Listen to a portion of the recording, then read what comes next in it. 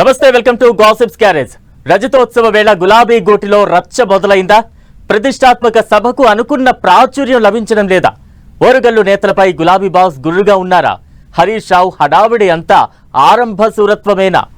మాజీ మంత్రులు చుట్టపుచుబుగా మారారా? సభ నిర్వహణను పార్టీ అధినేత కేసీఆర్ స్వయంగా చూస్తున్నారా? వరంగల్ లీడర్స్ అంటేనే కేసీఆర్ భగ్గుమంటున్నారా? గులాబీ పండుగ వేళ ఇదేం కిరికిరి అనుకుంటున్నారా? అయితే వాచ్ ది స్టోరీ.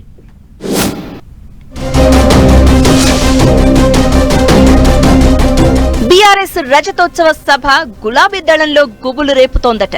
2001 ఏప్రిల్ 27న పురుడు పోసుకున్న నాటి తెలంగాణ రాష్ట్ర సమితే నేటి భారత రాష్ట్ర సమితి బీఆర్ఎస్ గా అవతరించింది. తన 24 ఏళ్ల ప్రస్థానాన్ని పూర్తి చేసుకుని ఈ నెల 27న 25వ ఏట అడుగు పెడుతోంది. ఈ 25 ఏళ్ల పండుగ ఉత్సవాలను 10 లక్షల మందితో బహిరంగ సభను ఘనంగా నిర్వహించి సక్సెస్ చేయాలని గులాబీ బాస్ కేసీఆర్ నిర్ణయించారు. వరంగల్ జిల్లా ఎల్కతుర్తిలో బహిరంగ సభకు ప్లాన్ చేసి ఆ బాధ్యతలను హరీష్ రావుకు అప్పగించారు కేసీఆర్. ఇంతవరకు బాగానే ఉన్నా ఇక్కడే అసలు సమస్య మొదలైందట. సభ నిర్వహణ కోసం అప్పటి వరకు యాక్టివ్ గా తిరిగిన మాజీ మంత్రి ఎర్రబెల్లి దయాకర్ రావు, జనగామ ఎమ్మెల్యే పల్లా రాజేశ్వర్ రెడ్డి సభ ఏర్పాట్ల విషయంలో చుట్టపు చూపుగా మారిపోయారట. ఇక సభ నిర్వహించే వరంగల్లోనే మకాం వేస్తాను అని చెప్పిన హరీష్ రావు ఇంతవరకు సభ నిర్వహణ ప్రాంతానికి గాని వరంగల్ నగరానికి గాని రాలేదట. హరీష్ రావు ఒక్కసారిగా రజతోత్సవ సభ నిర్వహణ బాధ్యతల నుంచి తెరమరుగయ్యారనే చర్చ జిల్లా రాజకీయాల్లో హాట్ గా సాగుతోంది.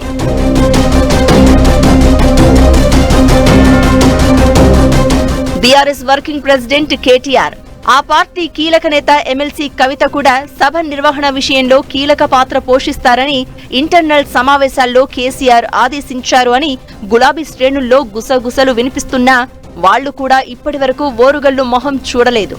ఈ పరిణామం అటు గులాబీ శ్రేణుల్లోనూ ఉమ్మడి వరంగల్ జిల్లా రాజకీయాల్లోనూ హాట్ టాపిక్ గా మారింది.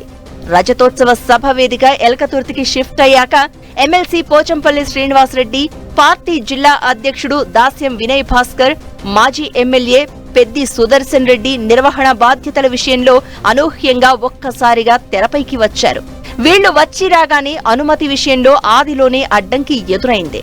దీంతో పార్టీ అధినేత కేసీఆర్ రంగంలోకి దిగి సభ అనుమతి కోసం హైకోర్టు మెట్లెక్కగా ఆ లోపే వరంగల్ కమిషనరేట్ సభకు అనుమతి ఇస్తున్నట్లు ప్రకటించింది. ఈ విషయంలో కేసీఆర్ వరంగల్ నాయకులపై అగ్గిమీద గుగ్గిలమవుతున్నారట. నాయకుల తీరు వల్ల అనుమతి కోసం హైకోర్టు మెట్లెక్కే పరిస్థితి వచ్చిందని వారిపై ఫైర్ అయ్యారట. ఇక లాభం లేదంటూ పార్టీ అధినేత కేసీఆరే ఇప్పుడు వరంగల్ సభ నిర్వహణ బాధ్యతలను స్వయంగా అంతా తానై పర్యవేక్షిస్తున్నారు.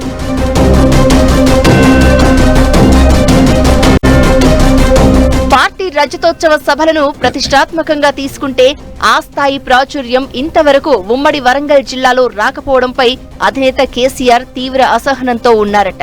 ఓరుగల్లు నేతలకు ఒకరంటే మరొకరికి పొసగకపోవడంతో తీవ్ర అసహనంతో ఉన్న కేసీఆర్ మాజీ మంత్రి ఎర్రబెల్లి దయాకర్ రావు, ఎమ్మెల్యే పల్లా రాజేశ్వర్ రెడ్డి, మాజీ ఎమ్మెల్యే పెద్ది సుదర్శన్ రెడ్డి ఈ ముగ్గురికి తలా ఓ 2 నియోజకవర్గాలను మాత్రమే అప్పగించారట.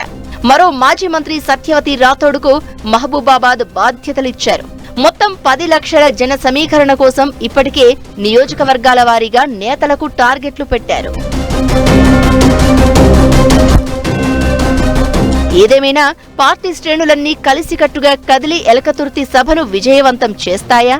రాష్ట్రంలో పార్టీకి ఏమాత్రం ఆదరణ తగ్గలేదని నిరూపించాలనుకున్న కేసీఆర్ ప్లాన్ వర్కౌట్ అవుతుందా? వేచి చూడాలి.